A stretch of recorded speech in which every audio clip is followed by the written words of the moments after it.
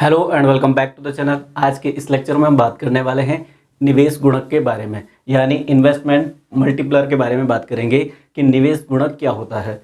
निवेश के बारे में अगर हम बात करें तो निवेश के बारे में हमने पिछले लेक्चरों में डिस्कस कर लिया है कि निवेश क्या होता है। पूंजीगत चीज़ों पे जो हम खर्च करते हैं वही आपका क्या कहलाता है, निवेश कहलाता है। निवेश और गुणक की बात करते हैं। गुणक ये शब्द कहाँ से आया है?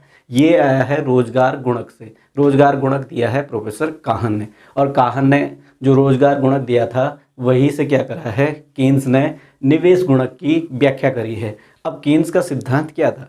कीन्स का जो आय, उत्पादन और रोजगार का जो सिद्धांत था उसी में इन्होंने निवेश गुणक की अवधारणा दी है। तो कीन्स के अनुसार, कीन्स कहते हैं अर्थव्यवस्था या समाज में जब नया निवेश होता है तो सिर्फ निवेश में वृद्धि नहीं होती, सिर्फ निवेश में वृद्धि नहीं होती बल्कि वो आय को कहीं गुना बढ़ा देता है। मतलब क्या कहते हैं, निवेश गुणक में प्रोफेसर कीन्स कहते हैं कि जब भी नया निवेश अर्थव्यवस्था या समाज में होता है तो वो सिर्फ निवेश को नहीं बढ़ाता, वो आय को कहीं गुना बढ़ा देता है। इसी को क्या कहा गया है? इसी को कहा गया है निवेश गुणक। कितने गुना बढ़ा देता है, यही आपका क्या है, निवेश गुणक। तो इसको हम ऐसे बता सकते हैं कि निवेश की तुलना में आय में कितने गुना वृद्धि हुई है वही आपका क्या कहलाएगा, निवेश गुणक कहलाएगा। निवेश गुणक को अगर हम देखें, निवेश गुणक को या इसको ही क्या कहेंगे, विनियोग। निवेश को विनियोग भी आपको कहीं कहीं पे देखने को मिलेगा, विनियोग भी कहते हैं। निवेश गुणक को जो कीन्स ने परिभाषित किया है या कीन्स ने जो माना है, तो निवेश गुणक को माना है के से। कीन्स के से निवेश गुणक को डिनोट करते हैं। तो ये कहते हैं कि कितना चेंज आता है आय में किसी चीज़ के इन्वेस्ट करने से, मतलब कितना निवेश करने के मुकाबले आय में कितना परिवर्तन आता है, वही आपका क्या कहलाता है, निवेश गुणक। तो K is equal to delta y upon delta I. यहाँ पे क्या है, K है आपका क्या, निवेश गुणक। यहाँ पे K आपका निवेश गुणक है, डेल्टा वाई है आपका परिवर्तित आई। वाई आपका पता है आई होती है, और ये है आपका डेल्टा आई। क्या है ये? आपका निवेश में परिवर्तन। क्या है? निवेश में परिवर्तन। ये निवेश में परिवर्तन हो गया। तो निवेश में परिवर्तन से आय में कितनी वृद्धि होती है वही आपका क्या कहलाता है, निवेश गुणक कहलाता है। इसको हम ऐसे बता सकते हैं कि गुणक का जो सिद्धांत है वो आय और निवेश के बीच संबंध को बताता है। आय और निवेश के बीच जो संबंध होता है उसको क्या बताता है, निवेश गुणक बताता है। इसके लिए अगर हम एक एग्जाम्पल लें तो ले लेते हैं, जैसे निवेश है, निवेश आपने किया 10 करोड़ का, 10 करोड़ रुपए का निवेश किया और आय में वृद्धि हुई, आय में वृद्धि। तो आय में अगर वृद्धि हुई है आपका 60 करोड़ रुपए का, आय में अगर 60 करोड़ रुपए की वृद्धि हुई है, कितने निवेश करने से, 10 करोड़ का निवेश करने से आय में अगर 60 करोड़ की वृद्धि हुई है, तो हमें क्या निकालना है, निवेश गुणक क्या होगा। तो निवेश गुणक क्या होगा, निवेश गुणक बराबर क्या होता है, ये आपका क्या है, y अपॉन डेल्टा आई। तो ये क्या हो जाएगा, निवेश गुणक हमें निकालना है, तो ये आपका हो जाएगा 60 अपॉन 10। तो ये 0 से 0 कट गया और ये आपका क्या आ जाएगा, 6। तो यहाँ की जो वैल्यू आ जाएगी वो कितनी आ जाएगी, 6। यानी 6 गुना आपका आय बढ़ी है। निवेश से कितना गुना बढ़ी है, 6 गुना। ये देखिए 10 करोड़ थी और आपका 60 करोड़ हो गई है। मतलब आपने 10 करोड़ निवेश किया और आय में कितनी वृद्धि हुई है, आय में हुई है 60 करोड़ की वृद्धि हुई है, यानी कितने गुना बढ़ी है, 6 गुना। तो आई होप कि आपको निवेश गुणक समझ आ गया होगा। अब हम इसके बीच संबंध को देखते हैं कि संबंध किस प्रकार से होते हैं, इसको देखते हैं।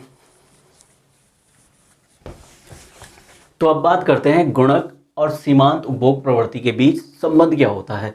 गुणक और सीमांत उपभोग जो प्रवृत्ति होती है उसके बीच संबंध क्या होता है, इसकी बात करते हैं।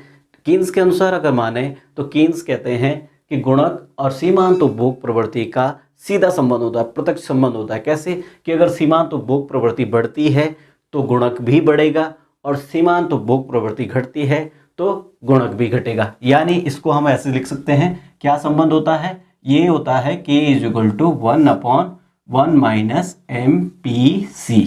ये क्या है, यही तो बोला मैंने कि गुणक क्या प्रदर्शित करता है, सीमांत उपभोग प्रवृत्ति और गुणक का क्या होता है, सीधा संबंध होता है। यानी ये कम होगा तो गुणक भी कम होगा और ये ज़्यादा होगा तो गुणक भी ज़्यादा होगा। तो ये आपके समझ आ गया होगा। अब देखो k is equal to 1/1 minus MPC जो है वो कैसे आता है, इसकी हम चर्चा करते हैं। देखो k is equal to 1/1 minus MPC है ना, तो इससे पहले हमने जाना k इज इक्वल टू क्या जाना था हमने, delta y upon delta i, यही तो जाना। इससे पहले हमने जाना delta y upon delta i, ये चीज हमने जाना था। तो इसको मान लीजिए समीकरण 1, इक्वेशन 1 मान लीजिए इसको, ये हम जानते हैं। इससे पहले हमने ये जाना है कि k इज इक्वल टू क्या होता है, delta y upon delta i, ये आपका हो गया। तो इसको हमने मान लिया समीकरण 1, ये आपने पहले देखा है समीकरण 1।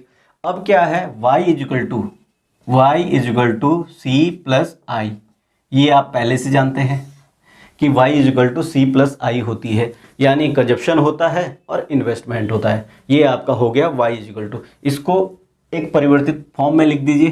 परिवर्तित फॉर्म कैसे हो जाएगी, डेल्टा y और delta c plus delta i हो जाएगा, ये आपकी परिवर्तित फॉर्म होगी।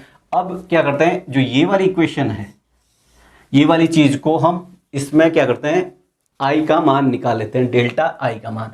अगर डेल्टा i का मान निकालें तो डेल्टा i वैसे रहने दो, डेल्टा i यही रहा, ये इधर चला गया, तो ये क्या आ जाएगा, ये आ जाएगा आपका delta y minus delta c, ये आपका हो गया क्या, डेल्टा i का मान, डेल्टा i का मान हो गया।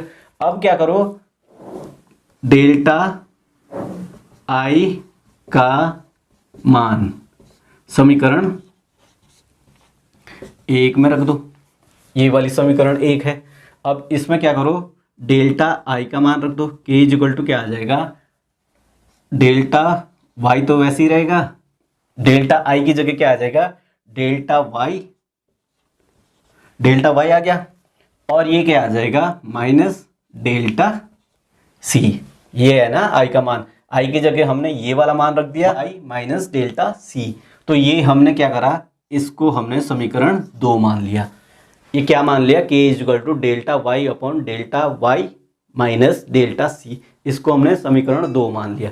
अब क्या करते हैं कि इस समीकरण में, समीकरण 2 में क्या करते हैं, डेल्टा y से भाग, डेल्टा y से भाग दे देते हैं पूरे समीकरण को। पूरी समीकरण को डेल्टा y से अगर भाग देंगे तो k इज इक्वल टू क्या आ जाएगा, ये देखो delta y upon delta y, ये दे दिया डेल्टा y से भाग, ठीक। अब यहाँ पे भी डेल्टा y था, इसको भी डेल्टा y से भाग दे दीजिए, हो गया, माइनस डेल्टा c हो जाएगा, इसको भी डेल्टा y से भाग देना है, डेल्टा y से भाग दिया। अब देखो क्या आ जाएगा, इसको इससे भाग दिया तो क्या आएगा, 1 अपॉन में क्या आ जाएगा, ये भी क्या आ जाएगा 1, डेल्टा y है डेल्टा y है, हो गया, डेल्टा y 1 हो गया, माइनस ये क्या चीज है, delta c upon delta y, यानी सीमांत उपभोग प्रवृत्ति। उपभोग अगर सिर्फ c अपॉन y होता तो क्या होता, उपभोग प्रवृत्ति होता, पर ये क्या है, परिवर्तित है। परिवर्तित का मतलब सीमांत वाला, मार्जिनल है। तो ये देखो ये क्या हो जाएगा, ये हो जाएगा आपका MPC। तो हमें क्या प्रूव करना था, हमें प्रूव करना था ये वाला, तो ये हो तो गया, k is equal to 1 upon 1 minus MPC, हो गया। ये देखो k is equal to 1 upon 1 minus MPC हो गया, ये आपका हो गया। अब देखो ये भी आपको पता होना चाहिए कि MPS plus MPC is equal to 1 होता है। ये आपको पहले वाले लेक्चरों में आपने देखा होगा कि MPS या MPC इज इक्वल टू 1 होता है। ये दोनों का योग हमेशा 1 के बराबर होता है, इन दोनों का योग हमेशा 1 के बराबर होता है। अब यहाँ पर क्या है, यहाँ पर देखो कि अगर हमें एमपीसी निकालना है, एमपीसी अगर हमें चाहिए तो हम क्या करेंगे, हम करेंगे एमपीसी। तो एमपीसी क्या हो जाएगा, 1 माइनस एमपीएस हो जाएगा। वैसे ही अगर हमें एमपीएस निकालना है तो क्या हो जाएगा, 1 minus MPC. MPS is equal to 1 minus MPC. अब देखो यहाँ पर क्या हो जाएगा, ये देखो ये था ना आपके पास, ये था आपके पास k is equal to 1/1 minus MPC. तो इसको सीधा सीधा क्या हो जाएगा, अगर हमें इसके साथ संबंध दिखाना है, यानी किसके साथ, ये है आपका सीमांत बचत प्रवृत्ति, सीमांत बचत प्रवृत्ति के साथ अगर संबंध दिखाना है, अगर हमें एमपीएस निकालना है तो क्या आ जाएगा, ये देखो k is equal to 1 minus MPC क्या होता है, एमपीएस। तो ये क्या हो जाएगा, एमपीएस। ये देखो तो ये दोनों चीज़ें आपकी होगी, एक ये हो गया और एक आपका ये हो गया। ये दोनों चीज़ें हमें प्रूव करनी थी। आपको मान निकालने के लिए भी आता है, जो मान है वो हम नेक्स्ट लेक्चर में देखेंगे। ये आपके समझ आ गया होगा कि एमपीसी, यहाँ पर देखो एमपीएस का अगर मान निकालना है तो कैसे निकाला जा सकता है। ये 3 चीज़ें हैं आपके पास, इसमें से एक चीज़ दी रहेगी, 1/में में है और निकल जाएगा। वैसे ही यहाँ पर है, यहाँ पर भी सेम है, या तो एमपीसी दिया रहेगा या फिर गुणक दिया रहेगा और आप आसानी से मान निकाल सकते हैं। आई होप कि आपको ये लेक्चर समझ आ गया होगा। समझ आ गया है तो वीडियो को लाइक कर दें, अपने दोस्तों के साथ शेयर करें, चैनल पर नए हैं तो सब्सक्राइब करना ना भूलें। आपको ये चीज़ें अगर समझ नहीं आई तो आप रिपीट करके देख सकते हैं और आप कमेंट कर सकते हैं। अब आप अपने सवाल इंस्टाग्राम पर भी पूछ सकते हैं, लिंक आपको डिस्क्रिप्शन में मिल जाएगा। धन्यवाद।